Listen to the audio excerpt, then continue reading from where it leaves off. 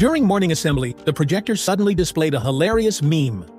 During a quiet morning assembly, everyone was paying attention when suddenly the projector screen flashed a hilarious meme. The principal's face edited onto a dancing cat. The whole school burst into laughter. Even some teachers struggled not to smile. But the principal was not amused at all. The tech team quickly investigated and found 2 students had hacked into the system using a weak password. When caught, the pranksters had to stand before the entire school and apologize. As a punishment, they were assigned to manage all the assembly's tech setups for an entire week. That day, everyone learned a valuable lesson. Never mess with tech during school events, or you might just become the one running the show.